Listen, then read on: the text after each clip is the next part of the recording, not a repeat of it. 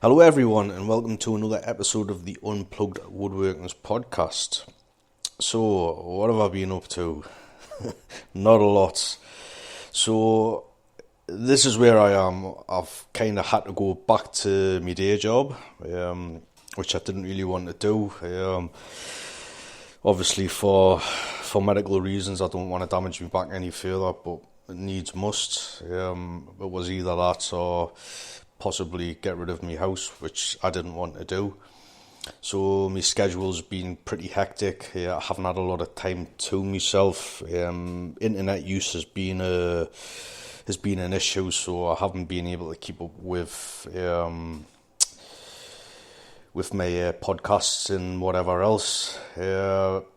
So what you can do to help me out would be to send me questions and to maybe give me some suggestions on topics which I can talk about, so I can pretty much just pre-record these. It would be really appreciated if you could do that for me. Leave a comment on social media if you're not comfortable with that. You can email us directly at unpluggedwoodworking at gmail.com. So, you can do that. That would be really awesome. And as I said, I can get those recorded out because I do actually enjoy doing the podcasts, and I've had a lot of lovely messages and whatever else. I have just completed a blog post on the Japanese dovetails. I know I did cover this a while ago on the podcast, but there is a blog post with some pictures and a little bit of explanations and whatnot. If you want to check that out, there is a video I've done whenever I've done it. I can't remember when I've done it, but whenever I made the chest, there was a video. Video is not great, but it does show the process of me cutting those Japanese joints if you want to check those out. I'd also like to say thank you to John Gunnar Wood. I think I've pronounced that right. John sent us a little donation. He basically bought us a cup of coffee. It's very nice, so thank you very much. So today is going to be titled Why I Do What I Do. So basically, from the start of this year up until present day, I've had quite a few comments, messages, and whatever else, kind of like basically asking the question why I do what I do, or how to put this. People kind of thinking I'm a little bit crazy doing what I do. They kind of might be right on the crazy part, but there is actually reasons and whatever else. There's logic to why I do what I do. Obviously this just wasn't something I just flipped in my mind and flipped the switch and I started doing it the following day. There is obviously reasons and logic which I'm going to go over today, because I think a lot of people have kind of got the wrong impression of myself. They think I'm a purist, and I've said it quite a few times, and I'm simply not a purist. It's just kind of the way things worked out.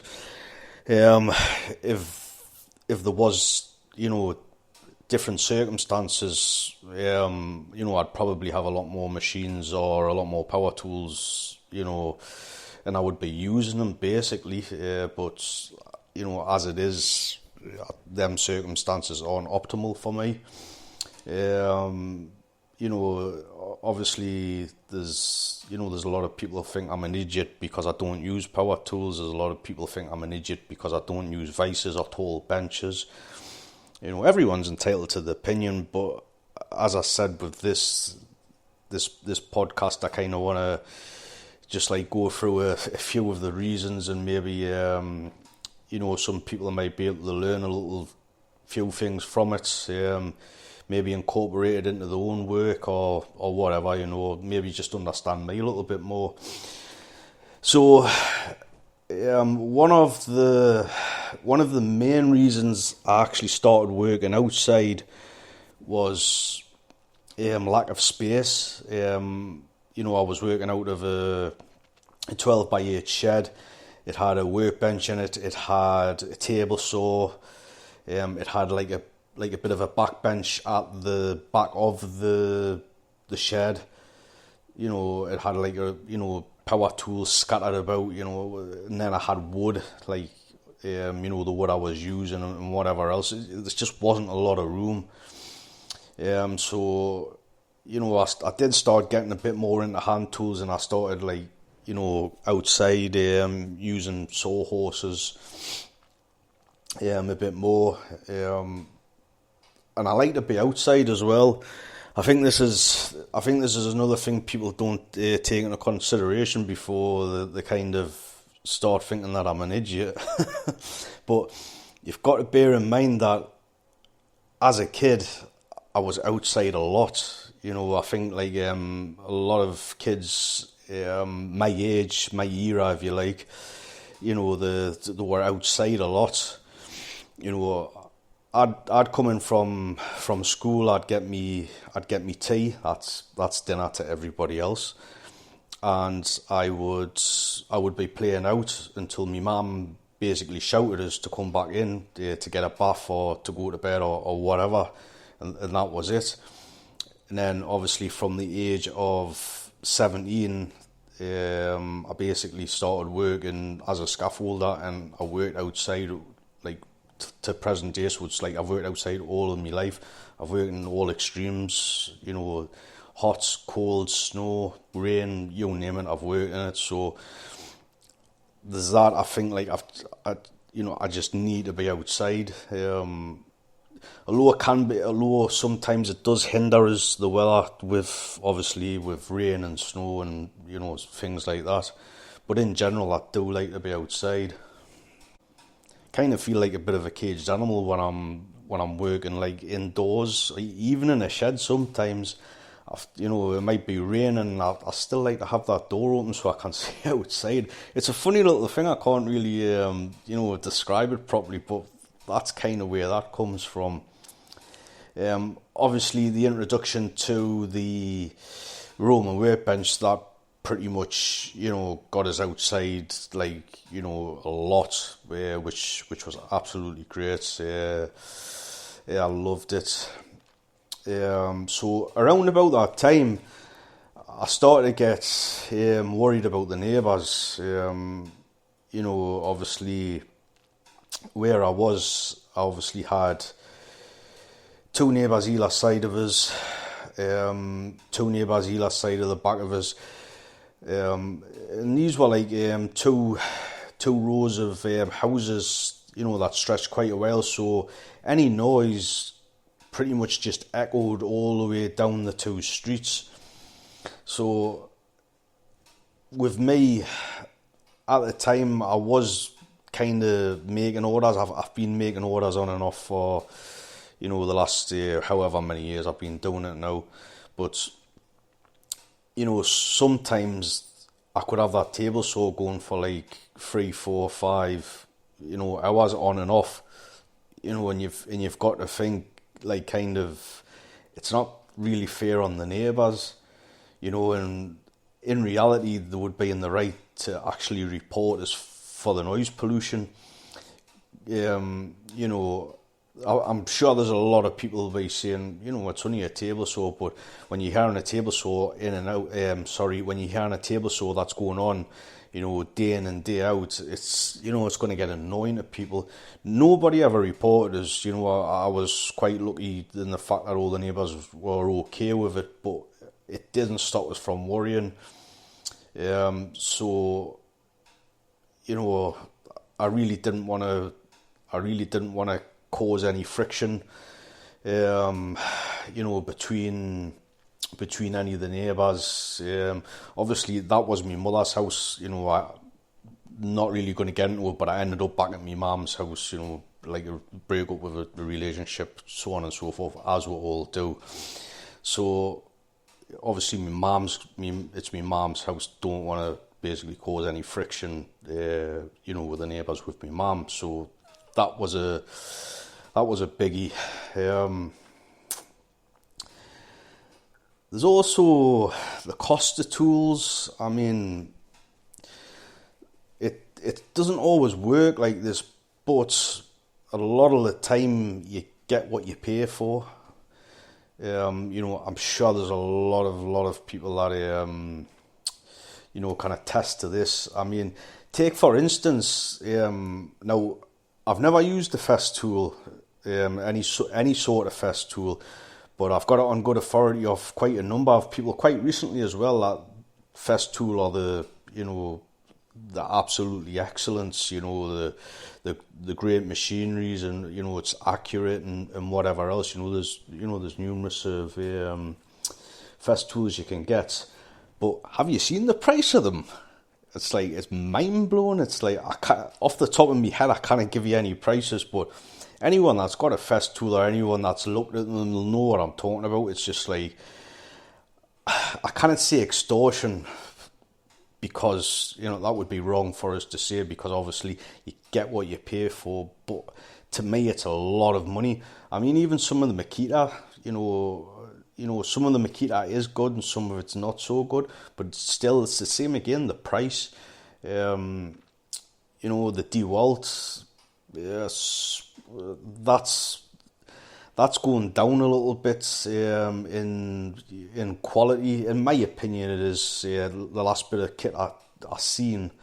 Don't get us wrong, it'll still do the job. I just think there's more accurate tools out there, but still, even the DeWalt, it is a little bit cheaper, but it's still a lot of money. So, I mean, I've been fortunate in certain times in my life to have money to be able to go out and buy tools and such. And there's been times in my life where I haven't been, and there's been times when I've literally had no money at all.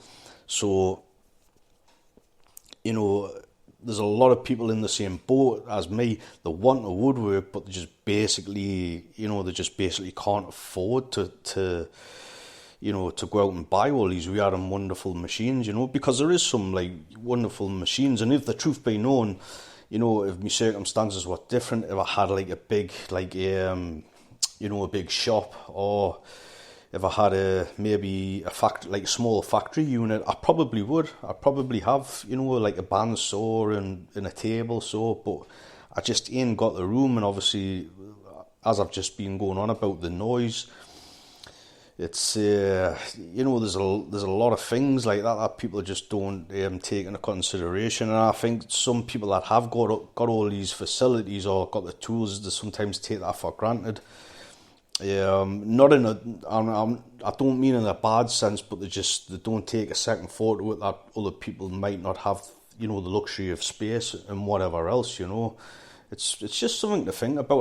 I'm not trying to have a go at anybody. It's I just think things like this gets overlooked. So theft is another issue. Basically, I could build a big shed, which I'm probably going to do sometime in the near future. Build like a shed. I say a shed. It'll be a workshop basically, just to give us more room inside for rainy days and whatnot. So I will get round to that eventually. But you've got theft. Theft is going to be an issue. So where I'm from in the northeast of England, it's not uncommon for sheds to be broken into or basically any sort of structure in the back garden. It's unfortunately you will get heroin addicts and whatever else, drug addicts that will break into your shed and steal. So if I'm using power tools or machines day in and day out, people get to know about it, people talk, and obviously this gets back to the people that burgle. So, in a sense, me using power tools is kind of good in the sense that anyone that sees us or hears us using it, obviously there's quite a lot of the neighbours that know what I do. I've had some of them, knock at my door and ask to repair furniture or whatever else. So there's quite a lot of people that know what I do, but they're also got the kind of also know that I use like hand tools, which isn't very appealing to someone that's going to steal, because the sad truth of it is there's not a lot of people that can basically use hand tools. I know the majority of people that are listening to this will probably laugh and say, well, what are you on about? Yeah, of course I can use hand tools. But you'd be surprised at how many people I could actually hand a plane to and they wouldn't be able to set a plane up. And I'm talking about, men of my generation, men in the 40s, even men in the 50s, even sadly, men in the 60s. You'd be surprised at how many people cannot, use a tool. It's, I've talked about this a few times. I'm on the firm belief that everybody, whether it be man or woman, should, if they choose to, and I think, you see, I don't really want to push my opinions onto people, but I really think that they should be able to do simple repairs around the house. I mean, like silly little things like hang a door, it's not, it's not really a big deal, or maybe to put down a little bit of skirting board, or to lay a floor, to put down a laminated floor. It's, simple things like that. I mean, that's just my opinion, and I think people should be able to do things like that. So the next reason I've got on my list, these reasons are kind of getting a bit more around things I've already talked about, but I am going to mention them anyway. So I've got here, make anything anywhere, which is, it's a pretty true statement. I mean, I've only got a small car, but I can easily hire a Roman workbench in the back of the car, get me tool caddy, put that in the back of the car, and I can like literally drive it anywhere. And providing the weller's half decent, I can pull it out and make something. I mean, with that small caddy I've got, I dare say, I could build quite a lot. Obviously I might have to remove a few tools and add a few tools, depending on what I was planning on making. But, it would be nothing to be able to construct a coffee table, a chair, a chest of drawers. Obviously a chest of drawers is, I think I'd have to be vacationing for maybe a month. You know what I mean? But you get the picture. I can pretty much, I can drive anywhere. Do what I mean? To be honest, I haven't done it yet. It's something I do plan on doing, where I can hide the Roman workbench in, the back of the car, or hopefully not the not too distant future. I'm hoping to get a van and redo the van, convert the van into like a bit of a camper, because I did have a camper van and I do miss it. So it would be pretty cool to do that, and I can go wherever, and do a bit of woodworking. I could maybe go to the Lake District, do a little bit of hiking during the day, come back maybe 3-4 o'clock. And I could even do a little bit of woodworking at the back of the van, which I think that's pretty cool. But just to further that, obviously this is what I've talked about a lot. It's great for me just to be able to pick the bench up and take it outside. And anyone that follows us, kind of knows this. I'm in the garden as much as possible. I love it. It's absolutely great, especially when the sun's out, which we haven't been getting a lot of lately. I've just arrived home this Monday, and it's been dismal. It's been raining every day. I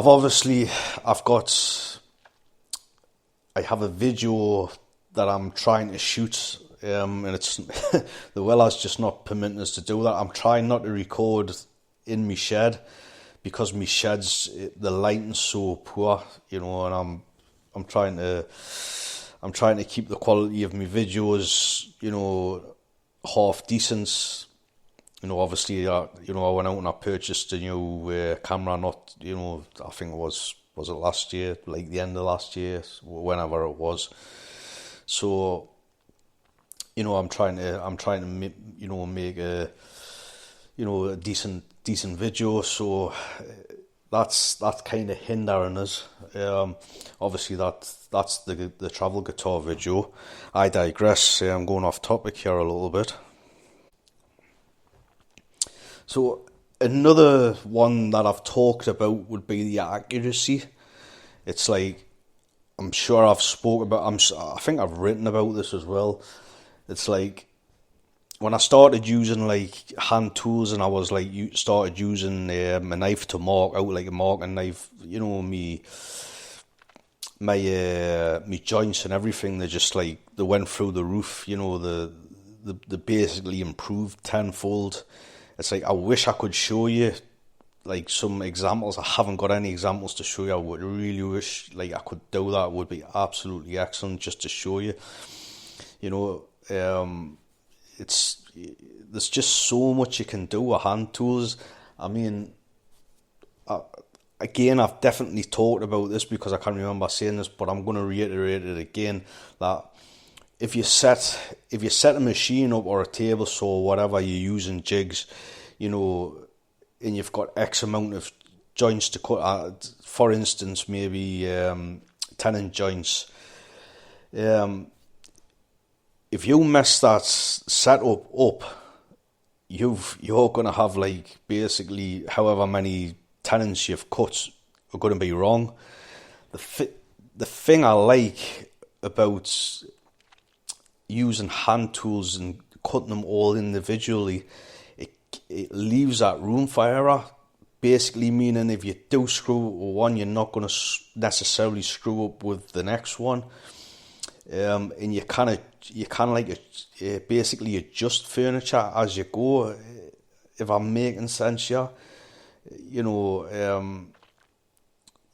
you go, if there's a little bit of a discrepancy on one of the shoulders, you can actually, one of them, I see one end might be ever so slightly big. That's not a good example. I can't really think of a good example to give you, but there's a lot you can get away with hand tools. I mean, there's always an argument that if you're cutting multiple joints or you're cutting multiple components, like say you're using the likes of a table saw, there's no argument with that. I wouldn't even bother to waste my breath because you would be totally right to say that. You're never ever going to beat a table saw. But as I've just said, if you set the table saw up wrong, you're going to have, however many components cut wrong. The likelihood of you doing that with a hand tools is a lot less, in my opinion. And obviously you're getting better results. It's like dovetails, me personally, and I think I've talked about this before, I've seen dovetails from, I think it was Oakland Furniture, and they were done on the machine, and they were filled up. They were filled up with like glue and sawdust or whatever, or epoxy and sawdust, whatever they'd used to fill it. And I was just laughing. I just couldn't believe it. It's like, but the price of them as well, it's like, I would personally wouldn't pay for it, like, but and plus I think there's something really good about, when you buy something that's handcrafted. I don't know about everybody else, but me personally, I can appreciate it. I haven't actually got anything handcrafted wood-wise because obviously I make it myself, but I have got other things. I do appreciate, what people have made with their hands. I can appreciate the time and the skill, the effort that they've put into that. And that's just the way I am. And last but not least is the love. The love for hand tools and the love for the Roman workbench. I think a lot of people will probably agree with us. You have got to have some sort of love, obviously enjoyments for using hand tools. I think a lot of the people that really push hand tools, I think a lot of them do collect them as well. I mean, myself, I have kind of really weaned myself off buying hand tools. Having said that, I don't think so much wean myself off. It's more of a case that I haven't been able to, basically view any. Because I do actually like to go to car boot sales and markets, like flea markets. But where I'm getting to at the moment, obviously they've just reopened, and unfortunately the flea market, it's kind of dying the death now, to be honest with you. It's really sad, because obviously I used to go there when I was a child, and as a child, it was so easy to get lost in the crowd. Whereas, even today, I went there today, and it was, there wasn't really that many people there. I think there might have been about 50 people there. It's a bit sad to see, but it is what it is. So, and basically there was just no tools there, much to my dismay. But I think at one point I had a bit of a problem.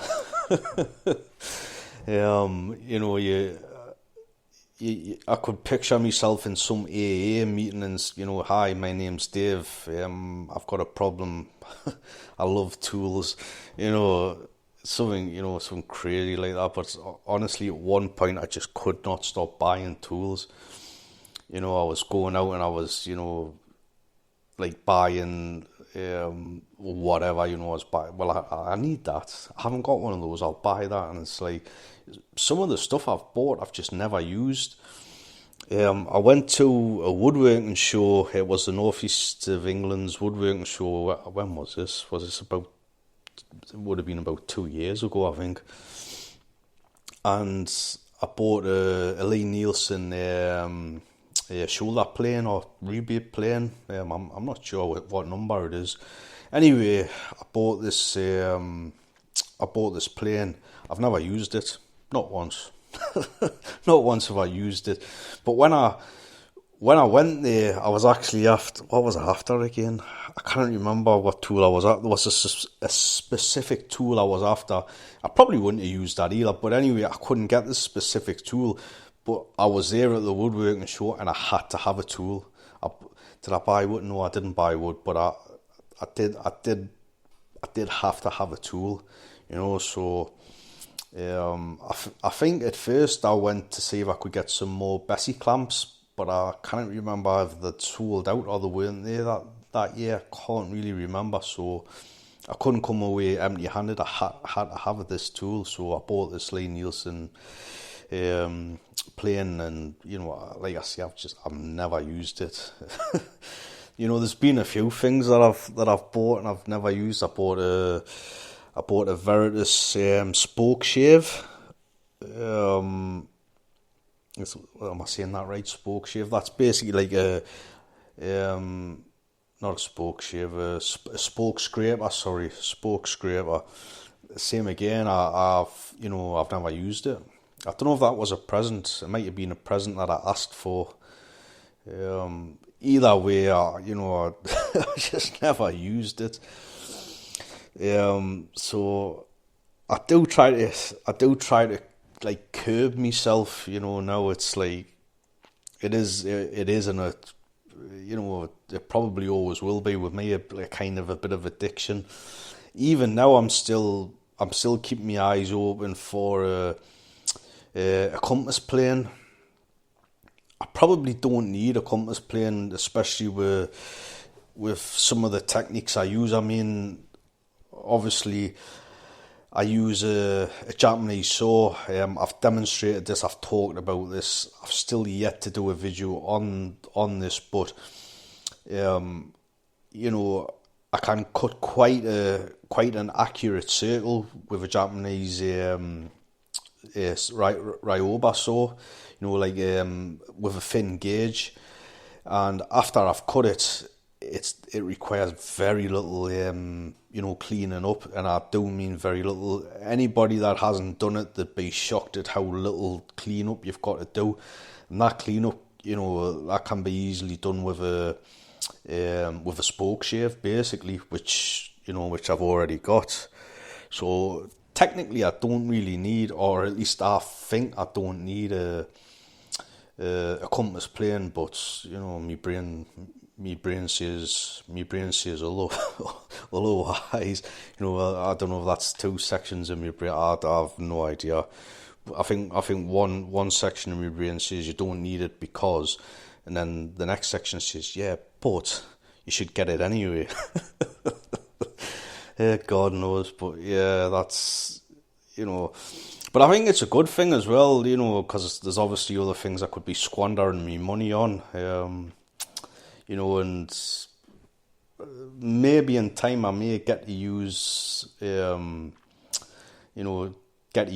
of them. I might pull them out for some reason. I don't know. I mean, another good one, another example of this was I got a gauge. This was a present of an ex girlfriend, and she bought this. I wanted this gauge, and she bought, and she says, "What do you want for Christmas?" So I says, "I want this gauge," and she she went out and bought us this gauge, and I never used it. I didn't tell her that, but I never used it, and quite recently I've actually started using it, and it's I forget the type of gauge it is. I can't remember the type of the name of the gauge, rather. It's the type of gauge where it's got the kind of washer at the top of it, but the washer is like sharpened. I really don't. I can't really remember the name, but it's like got like a brass top, and then it's got like I think it's a rosewood. Like a rosewood section of wood. It actually looks. It's very well made. I don't know if that was a Quishang, if I'm saying that right. From Woodworking Heaven, but the build quality is absolutely stunning. I ain't got a problem with the build quality or anything like that. It's top notch. It's just the fact that I just never used it, but I have started using it. I've had it out there a few times this year, which I'm actually quite surprised about. So maybe, maybe some of the tools, some of the tools I've got, I'll start using them. Maybe. Same. Another one is I want a number one Bailey pattern plane. I've kind of convinced myself that because I've got little hands, I'll use it. I do like small planes, so there is a possibility that I probably would use it. So yeah, do I need it? No, no chance. Do not need any more planes. Possibly the only plane I would consider would be a jointing plane, and I do say consider. It's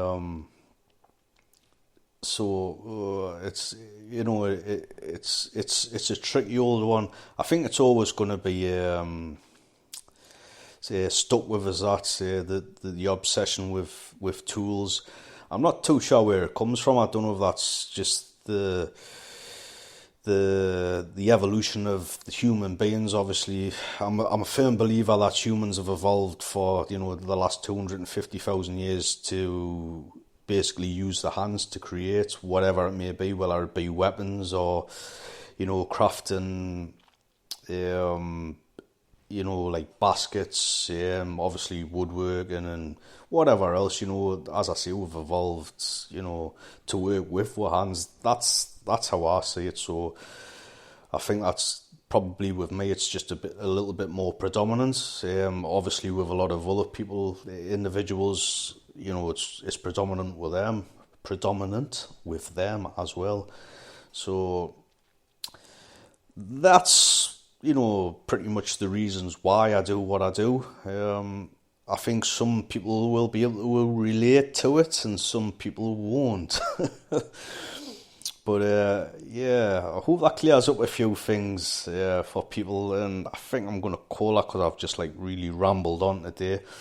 So, as I said at the start, please send us an email, unpluggedwoodworking@gmail.com, for any questions you may have, any topics you want us to talk about. It would be much appreciated. It really going to help us out to pre-record some of these podcasts while I'm working and I'm unable to access the internet, because it does happen, and it's unfortunately it's going to be happening for the foreseeable future while I'm away working, unfortunately. So it would help us out a great deal. And keep your eyes out for some videos. There should be a few videos coming soon as well. And thank you very much for listening, and I shall catch you guys later.